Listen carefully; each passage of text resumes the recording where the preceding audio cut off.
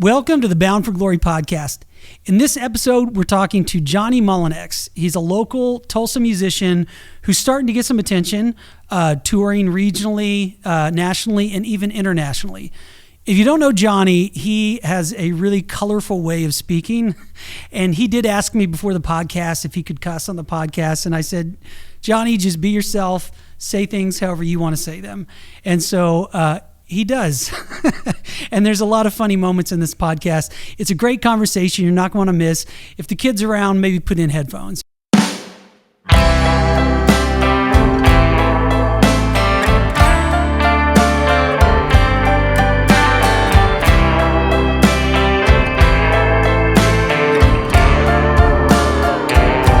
Say you believe me. Johnny. Cheers. Cheers. How's it going, man? Good. Welcome to the podcast. Thanks for having me. I kick off this podcast with two questions. I don't know if you know about this or not. Okay. So I like to catch people off guard. You don't have to answer if you don't want to, but All right.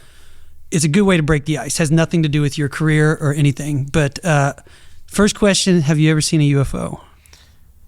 I cannot legally disclose that information. Yeah. Okay.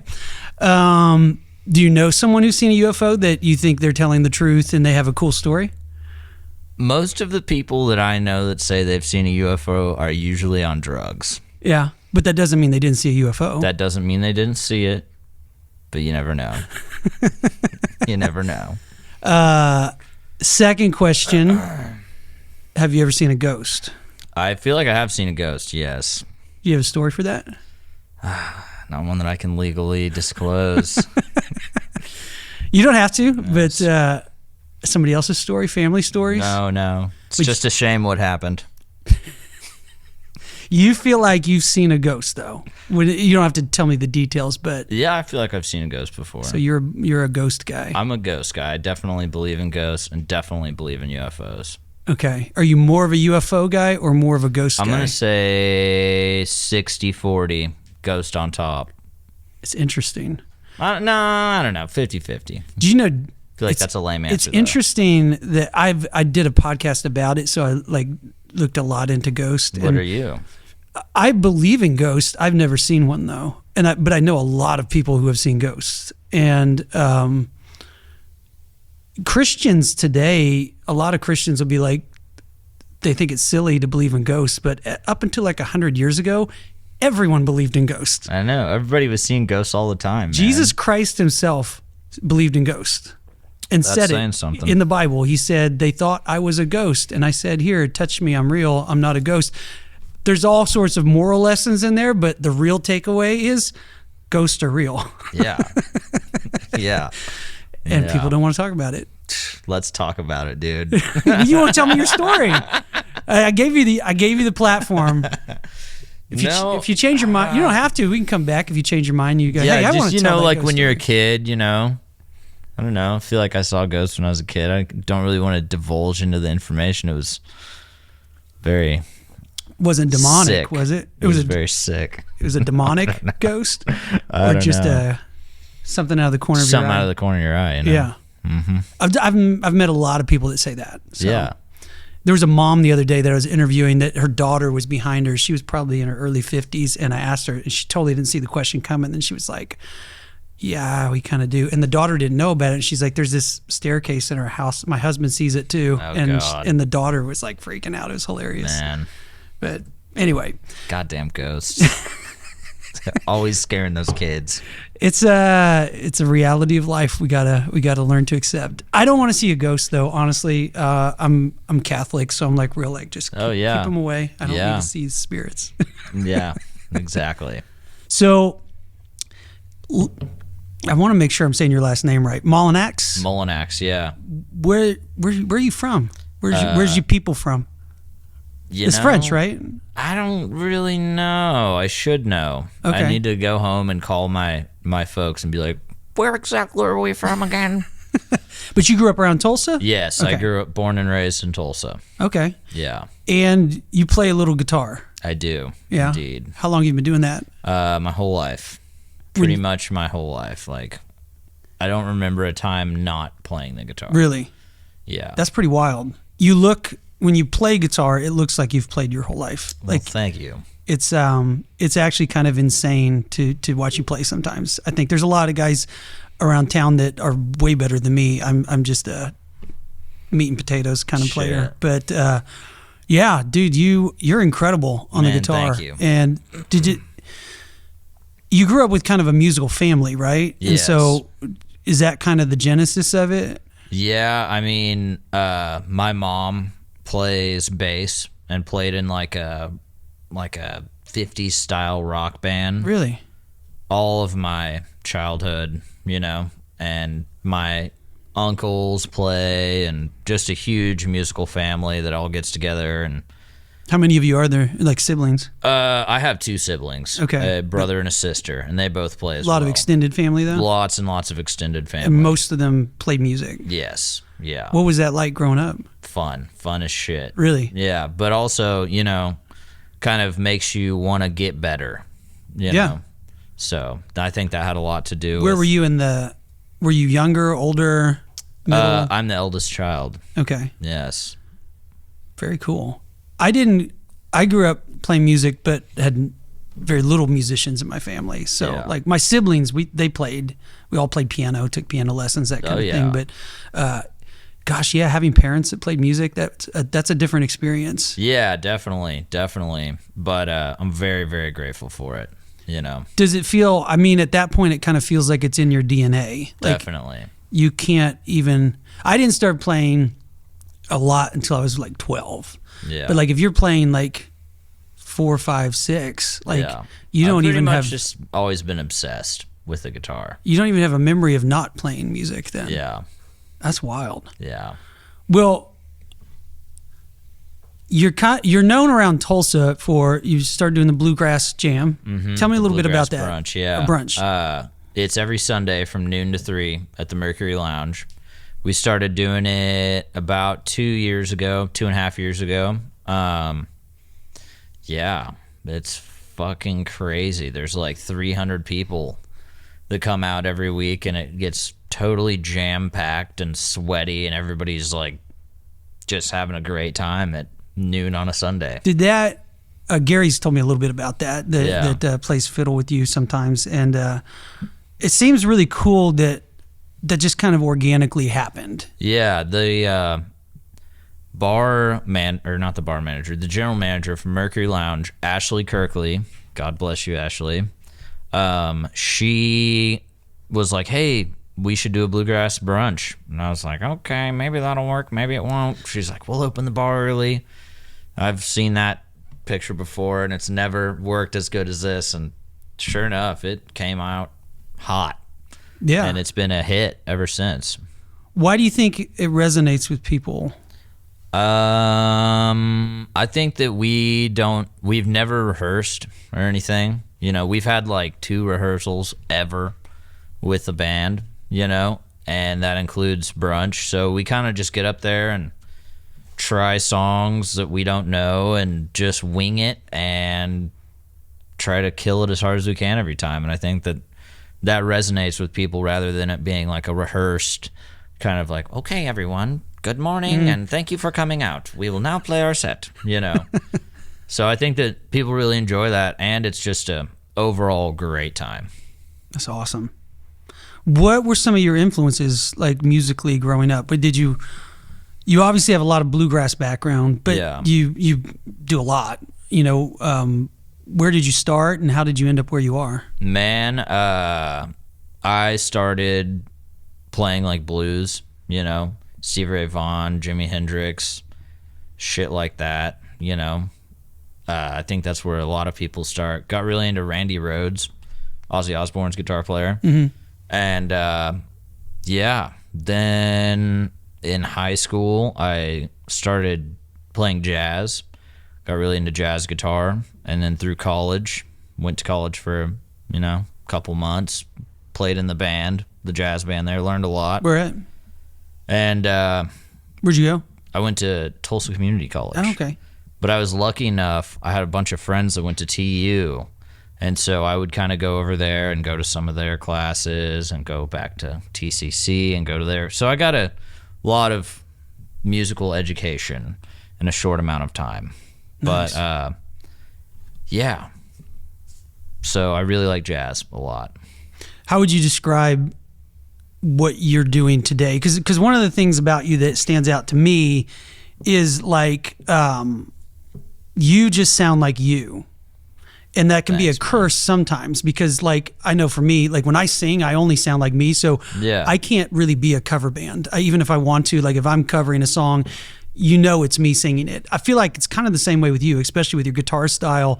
Like you come across as you. How would you describe your sound or your brand as a musician? Oh, fuck, man. I don't know. Like I would say my whole life I have tried to learn as many styles of music as I possibly can and get good at them. You know, you start with the blues, you go into heavy metal, go into jazz. Then I started playing like in this hip hop group where it was a live band and rappers would get up, and learning how to not play as much shit. You know what I mean? And then we're in Oklahoma. Somebody's like, hey, you want to do this country gig? I'm like, well, shit, yeah, boy. And then, you start playing country, and here we are. Well, that's definitely unique. It's you, and I think you're going to keep developing it, I'm sure, over time. That sounds like a lot of the conversation about like what is like the Tulsa sound. It's like it is just kind of a lot of everything. It is, you know what I mean? yeah. You can't really pin down one thing, but it's all got a twang. But it could be hip hop, it could be rock, it could be blues, and it could be bluegrass. Man, I would say labeling, and this is me just talking out my ass here, but I think it's more of like a Tulsa attitude kind of a thing, more because there's so many different styles of music here. You know, there's the Tulsa sound, which is like JJKL and shit like that. You know, but I think there's so much good stuff.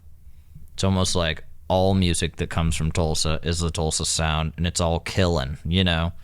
That's the vibe that most of the musicians I know in town bring. Is just like, we're here to fuck shit up. You know what I mean? That's the way of putting it.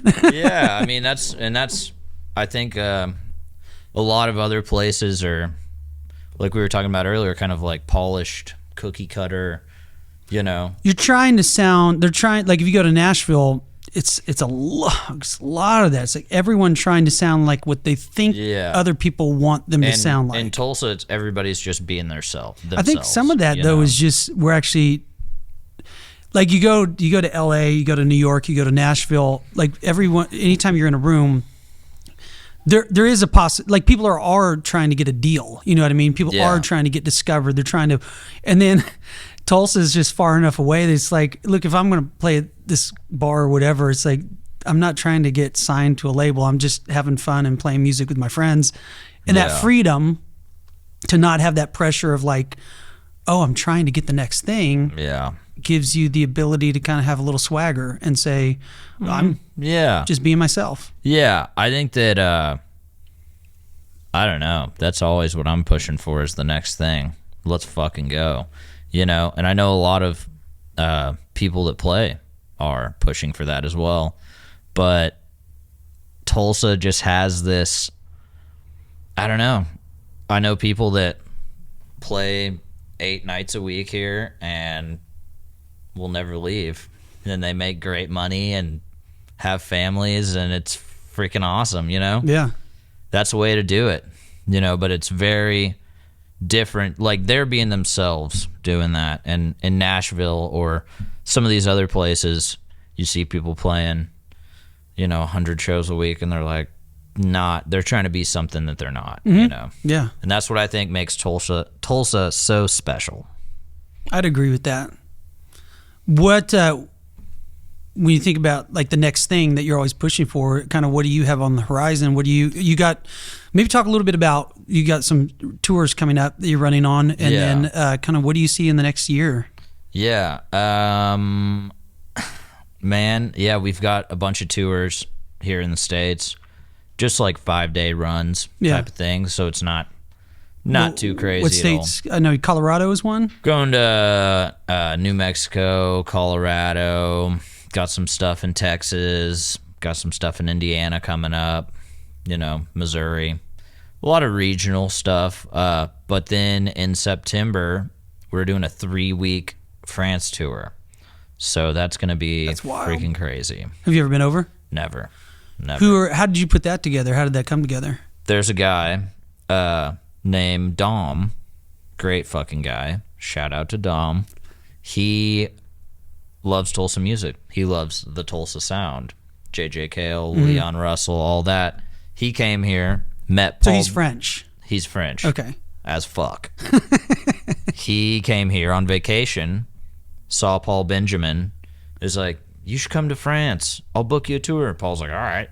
So I think Paul's been 5 times on tour through this guy. And Dom came to Bluegrass Brunch and was like, we need to bring this to... sorry. Oh, you're good. Decline. Sorry. So You're rude. And just was like, yeah, we need to bring this to France.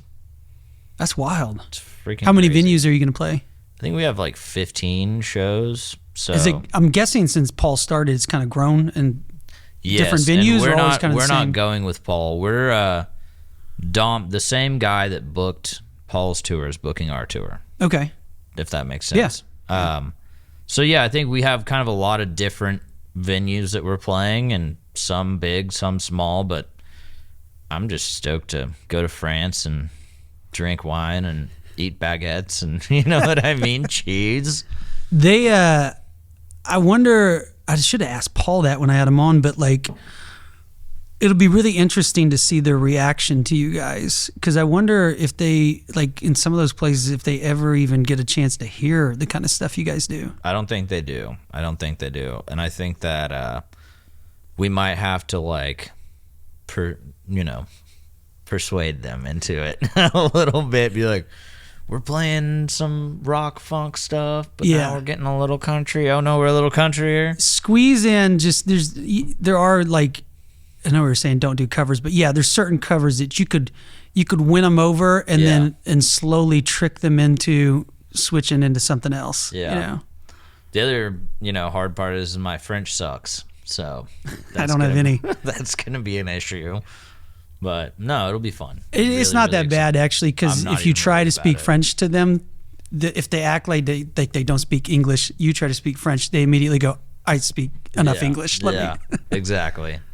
That's wild, man. Well, let's talk about one of the things that happened that the reason I thought to ask you to come on was my good buddy Roger. I think he shared a video or something that you were featured on a YouTube channel, Rhett Scholl's channel. Yeah. And so Roger shared that, and I was like, wow, that's pretty crazy, because I had been following Rhett for a while just as a guitar. Yeah. I mean, he's a huge guitar channel. How did that come together, and what was the deal, and what's been happening since? Well, basically, it's kind of a long. I'll tell it as quickly as I can. It's a podcast. You can take your time. No hurry. Well, no, I have played a bunch of gigs at this bike race called the Gravel Race, or it's in Stillwater. You know what I'm talking about? Yeah. I should be able to know the fucking name of it. You know what I mean? You know where it is. That's all that matters. Played at this bike race a bunch.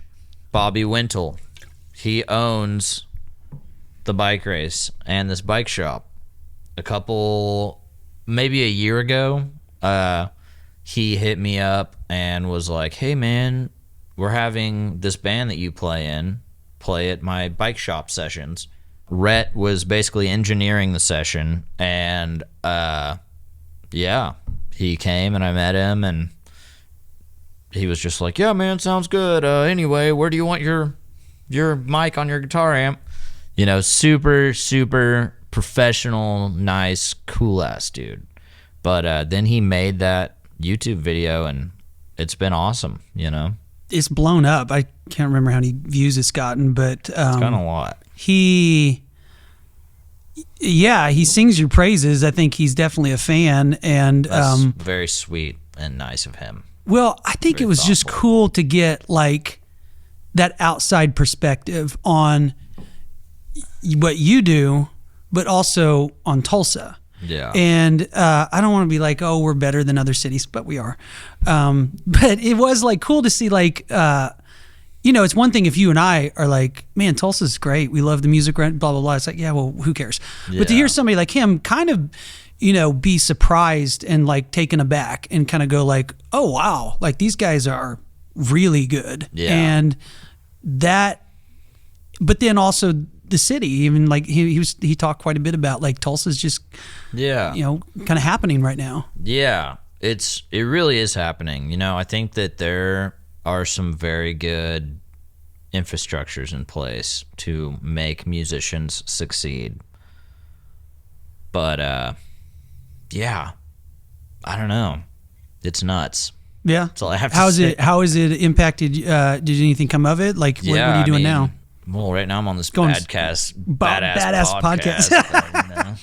No. That'll be enough. Yeah, man, just a lot of crazy shit, a lot of YouTube likes and shit like that, which is really how you can get your name out there as a musician. It's not the 1940s where we're piling in our literal bandwagon and we're like, okay, boys, we're going now.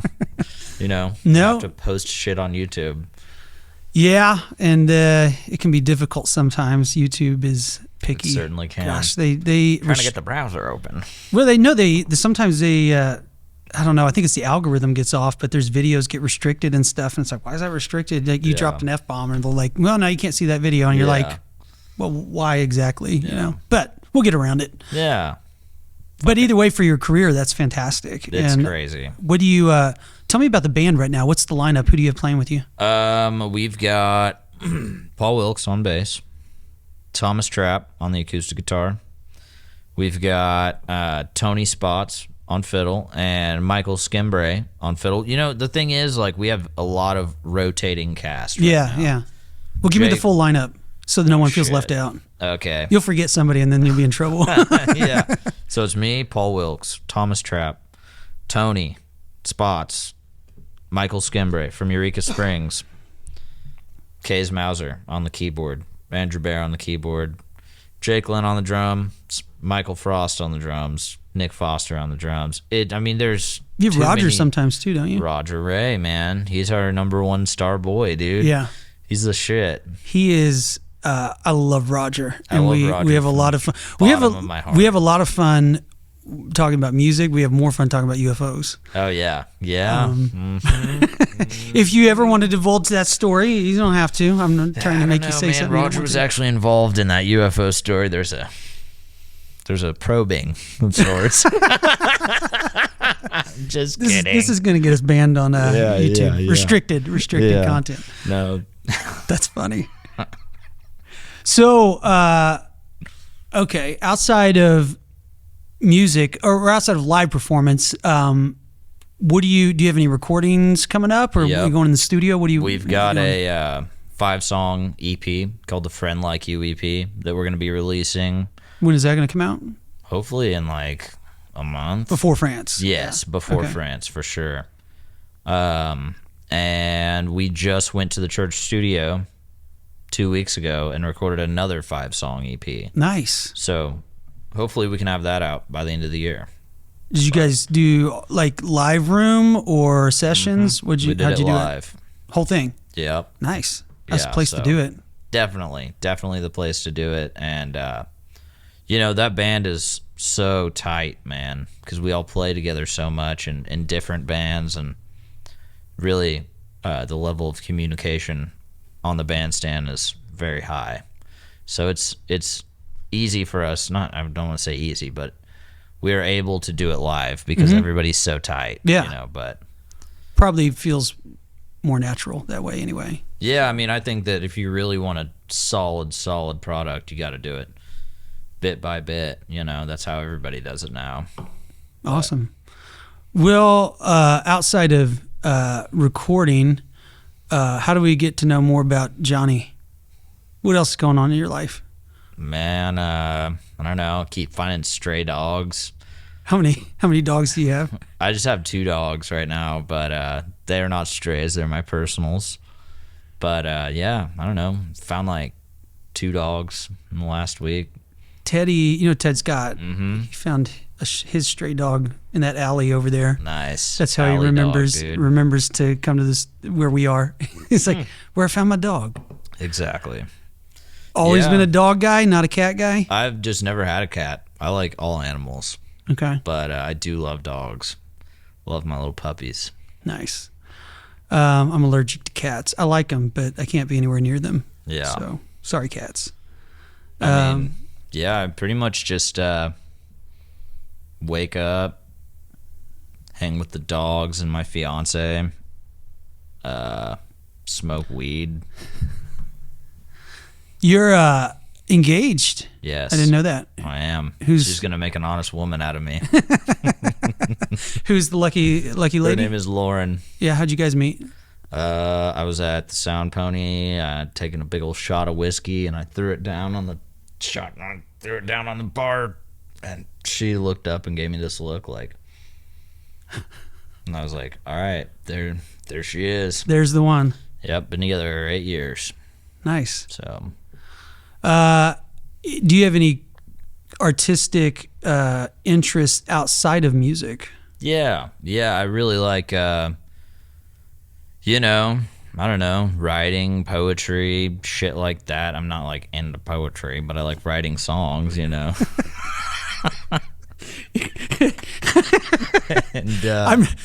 It's just the way you said that. I'm not into it. I don't want to get any bad ideas here. no, I just like rhyming words. I don't know. I like anything creative. I just like being a creative dude, and any chance I get to come up with a cool idea or a, idea for a poster design or whatever, I just love that shit.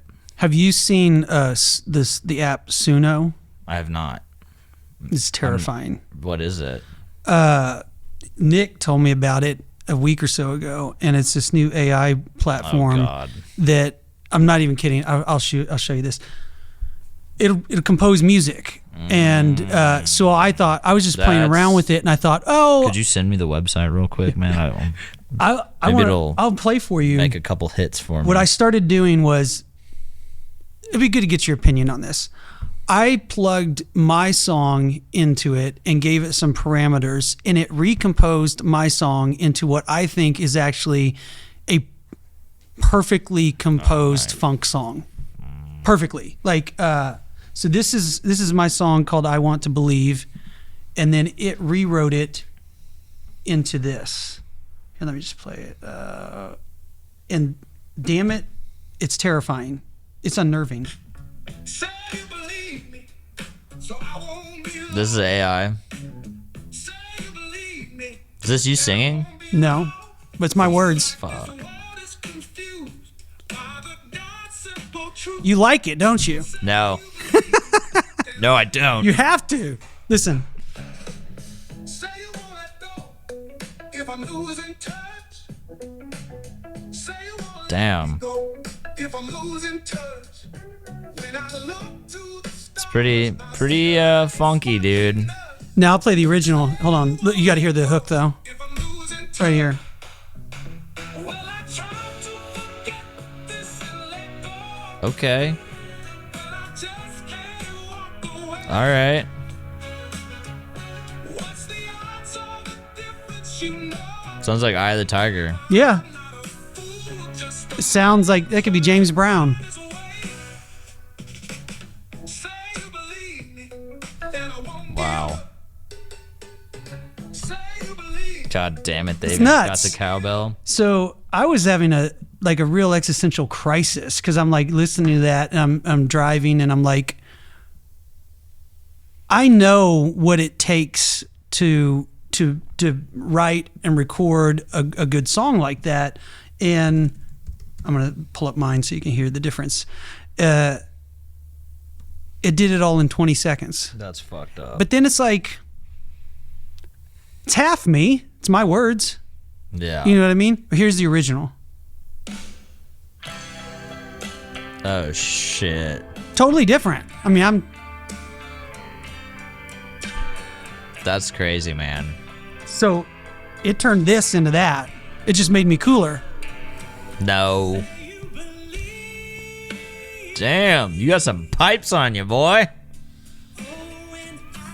So what is songwriting now? Like, Oh, man. Like, what is the future songwriting going to look like with that? It takes. You should play around with it just because it's fun. No, But I have to stay far away from AI. dude, it's a 20 seconds and it rewrote my song. And then Man. I don't know what that means about like what is this? What does it even mean to be human now? You know what I mean? God, now you're asking the real questions, dude. Fuck. What's the meaning of life, Johnny? No, but as a songwriter, like, how do you? We're moving into the world where that it's not going away. That's for sure. And my buddy, Roger had a point about it, and he was kind of saying, well, it's kind of what a producer would do. Yeah. They just did it at a snail's pace, where it was like Yeah. you'd sit in a room and you go, hey, give me a little more Hendrix there, give me a little blah, blah, blah. And the human interface was taking forever to do what it does really fast now. Yeah, that's fucking crazy. I don't know, man. I think that there's only 12 notes in music, and all of music, which is something to be said. Mm-hmm. So really, yeah, AI did make that song very funky, but we can do it too. Yeah. Fuck AI. Play my gig for me, yeah? Here's what I thought right away as a creative professional. Yeah. It can't be you.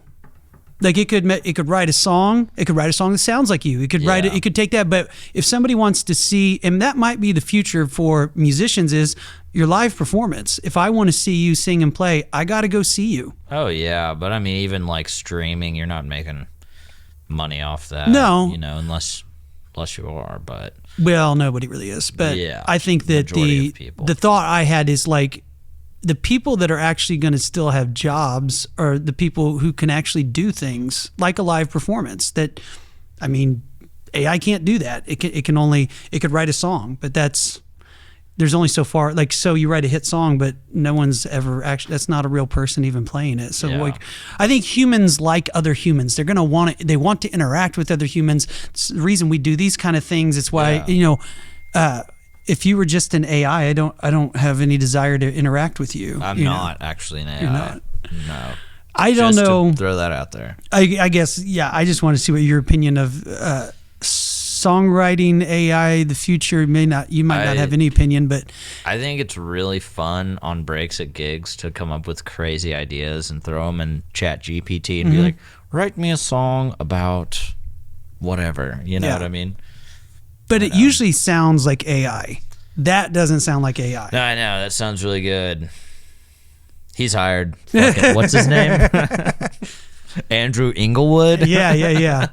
Well, I think there's a lot, both on a lot of creative fronts. I don't know what the future is going to look like. I felt like sick to my stomach when I first played around with that and was like, Yeah. I spent my whole life trying to be a musician and a composer. And Well, keep it up, man. Fuck AI. well, dude. I will. I just don't know what it means for like the future of like, what's it going to look like 10 years from now? I don't know. Yeah. I don't think anyone that knows. If people just keep being creative and don't buy shit that's made from AI and don't listen to AI songs Good luck. or whatever. Good luck. The first thought I had but- was, I know the labels have been using this for years, Oh especially my in country, God, I because hate that. it's such a formulaic genre. I hate it. Like, I guarantee you, any major artist out there, you guys have been using this crap. I know you have. That's terrible. Because it's so easy. That's terrible. Even if you did it to say like, okay, I got a song like 85% of it there,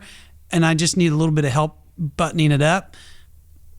I don't know. You still wrote 85% of the song. Yeah, It's not like, where's the line? Where's the line drawn? You know. I don't know. Except, I mean, legally, I don't even know how they put that out. I plugged in like "Come Together" and it rewrote different versions of "Come Together" and forgot about Dre. That's terrible. And like, who owns that? Like, it's like, it's not a person. It's a artificial intelligence. Is it going to sue me? Yeah. I mean, or you sue it. I don't know. I don't know how they're doing what they're doing without getting sued by everybody, but I don't know either. That's insane. it's pretty nuts. The craziest thing I've seen since ChatGPT. I've never seen anything that wild. Yeah. But damn it, I like that song. I know. I hated that the more I listened to it, I was like, Yeah. I just can't wait for all the AI Christmas music to come out. it's already coming out, I'm sure. It's gonna be a thing. We could plug it in right Whatever now and happened say to a good old fashioned, man? You know.